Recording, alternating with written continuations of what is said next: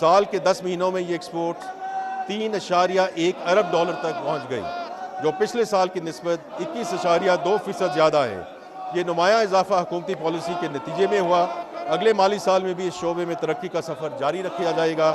اگلے 5 سالوں میں آئی سی ٹی ایکسپورٹس کو 25 ارب ڈالر تک بڑھانا کی منصوبہ بندی کر لی ہے۔ S M Es and affordable housing. جناب اسپیکر، ایس ایم ایز ہماری معیشت کی خوشحالی کے لیے ریڑھ کی ہڈی کی حیثیت رکھتی ہے۔ یہی وجہ ہے کہ وزیر اعظم پاکستان نے ایس ایم ایز کے فروغ پر خصوصی توجہ دی ہے۔ اس سلسلے میں وزیر اعظم نے ایک اسٹیئرنگ کمیٹی تشکیل دی ہے تاکہ تمام سرکاری اداروں کی مربوط کوششوں سے اس شعبے کو فروغ دیا جا سکے۔ سمیڈا نے 2024 سے لے کر 27 تک کے لیے 3 سالہ کاروباری منصوبہ تیار کیا ہے، جس کے اہم اجزاء میں ایس ایم ای فائنینسنگ میں اضافہ، برآمدات کا فروغ، صنعتوں کے مابین روابط، خواتین کی کاروباری شراکت اور موسمیاتی تبدیلیوں کے اثرات سے تحفظ شامل ہے۔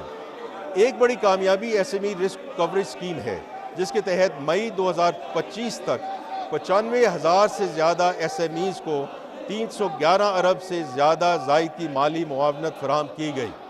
اس کے نتیجے میں کل ایس ایم ای فائنانس 471 ارب روپے سے بڑھ کر 641 ارب روپیہ ہو گیا ہے، جبکہ مستفید ہونے والے کاروباروں کی تعداد 1,74,000 سے بڑھ کر 2,62,000 تک پہنچ گئی ہے۔ حکومت کا عزم ہے کہ انشاءاللہ 2028 تک ایس ایم ای فائنانس کو 1,100 ارب روپے تک بڑھایا جائے اور مستفید کاروباروں کی تعداد 7,50,000 تک پہنچائی جائے۔ اسٹیٹ بینک آف پاکستان بینکوں، فن ٹیک اداروں اور دیگر اسٹیک ہولڈرز کے ساتھ مل کر ایس ایم ای فائنانس کے نظام کو بہتر بنانے کے لیے سرگرم ہے، اور حال ہی میں ایس ایم ای فائنانس سے متعلق نظر ثانی شدہ ضوابط عوامی مشاورت کے لیے جاری کیے گئے ہیں۔ ان ضوابط کا مقصد بینک کو زیادہ لچک دینا، قرضے کے حصول کا عمل آسان بنانا، ٹیکنالوجی کے استعمال کو فروغ دینا اور ضمانت کی شرائط کو نرم کرنا ہے۔ جناب اسپیکر، وزیر اعظم پاکستان سماجی اور اقتصادی ترقی کی اسکیموں کو فروغ دینے کے خواہاں ہیں، جن کے عوام کی فلاح و بہبود پر گہرا اثر مرتب ہوگا۔ معاشرے سے کہ کم آمدنی والے طبقے کو گھروں کی خرید یا تعمیر کے لیے سستے قرضوں کی فراہمی کی جائے گی۔ اس اسکیم سے کئی شعبوں میں معاشی سرگرمیاں آگے بڑھیں گی اور ہنرمندوں کے لیے نئے روزگار پیدا ہوں گے۔ اس منصوبے کی تفصیلات کا اعلان جلد ہی اسٹیٹ بینک آف پاکستان کی جانب سے کیا جائے گا۔ اوورسیز پاکستانیز۔ جناب اسپیکر، بیرونی ملک مقیم پاکستانی ہمارا ایک اہم اثاثہ ہے۔ جیسا کہ میں پہلے ذکر کر چکا ہوں، ہمارے بیرون ملک مقیم بہن بھائیوں نے موجودہ مالی سال کے پہلے 10 ماہ میں 31.2 ارب ڈالر کی ترسیلات زر پاکستان بھیجی ہیں، جو کہ پچھلے سال کے مقابلے میں 31% زیادہ ہے۔ یہاں پہ یہ بات قابل ذکر ہے کہ پچھلے 2 سالوں میں ترسیلات زر کے حجم میں 10 ارب ڈالر کا اضافہ ہوا ہے، جس کے لیے ہم اپنے بیرون ملک مقیم پاکستانی بہن بھائیوں کے تہہ دل سے شکر گزار ہیں۔ اس سے کرنٹ اکاؤنٹ میں بہتری آئی۔ ہماری حکومت بیرون ملک پاکستانیوں کو مزید سہولیات دے گی تاکہ وہ ملک کی ترقی میں اپنا فعال کردار ادا کرتے رہیں۔ وزیر اعظم پاکستان کے احکامات کی روشنی میں بیرون ملک مقیم پاکستانیوں کے لیے متعدد اقدامات کیے جا رہے ہیں۔ میں ان میں سے کچھ کا ذکر کرنا چاہتا ہوں، جیسے کہ خصوصی عدالتوں کا قیام عمل میں لایا جا رہا ہے، مقدمات کی رجسٹریشن اور شواہد اکٹھے کرنے کے لیے آن لائن سسٹم متعارف کروایا جائے گا اور جھوٹے مقدمات سے بچاؤ کے لیے متعلقہ سول پروسیجر لاز میں تبدیلی کی جائے گی۔ بیرون ملک مقیم پاکستانیوں کے بچوں کے لیے وفاقی حکومت سے چارٹرڈ یونیورسٹیاں اور میڈیکل کالج میں کوٹا متعین کیا جا رہا ہے اور اسکل ٹریننگ کے لیے وظائف کی فراہمی کی جائے گی۔ اس کے علاوہ اسٹیٹ بینک کے ذریعے زیادہ ترسیلات بھیجنے والے 15 افراد کو ہر سال 14 اگست کو سول ایوارڈ دیے جائیں گے۔ ایگریکلچر۔ جناب اسپیکر، زراعت ملکی معیشت میں ریڑھ کی ہڈی کی حیثیت رکھتی ہے۔ زراعت کا ملکی معیشت میں حصہ تقریباً 34% ہے، جس سے ملکی معیشت کے لیے زراعت کی اہمیت کا اندازہ ہوتا ہے۔ زراعت ایک صوبائی سبجیکٹ ہے، مگر اس شعبے کی اہمیت کے پیش نظر وزیر اعظم نے ایک نیشنل کمیٹی تشکیل دی ہے جو زراعت کے فروغ کے لیے صوبوں کے ساتھ بامقصد مشاورت کرے گی۔ مزید برآں زرعی شعبے کو قرض کی فراہمی میں نمایاں اضافہ ہوا ہے۔ اور یہ رقم پچھلے مالی سال کے پہلے 10 مہینوں میں 1785 ارب روپے سے بڑھ کر اس مالی سال کے پہلے 10 مہینوں میں 2066 ارب روپے تک پہنچ چکی ہے۔ زراعت کے شعبے خصوصی چھوٹے کسان کو قرض کی فراہمی کے لیے کئی نئے اقدامات اٹھائے گئے ہیں۔ ایک نیا کلین فنانسنگ فیسلٹی پروگرام شروع کیا جا رہا ہے، جس کے تحت بینک چھوٹے کسانوں کو بغیر کسی ضمانت کے 1 لاکھ روپے تک کے قرضے فراہم کریں گے۔ یہ رقم ڈیجیٹل سسٹم کے ذریعے کسانوں کے ای والیٹس میں ٹرانسفر کی جائے گی۔ چھوٹے کسانوں کو دیے جانے والے قرضوں پر حکومت بینکوں کو پورٹ فولیو پر 10% فرسٹ لاس کوریج دے گی۔ یہ سہولت ایسے علاقوں میں فراہم کی جائے گی جہاں فنانسنگ کی سہولت میسر نہیں ہے۔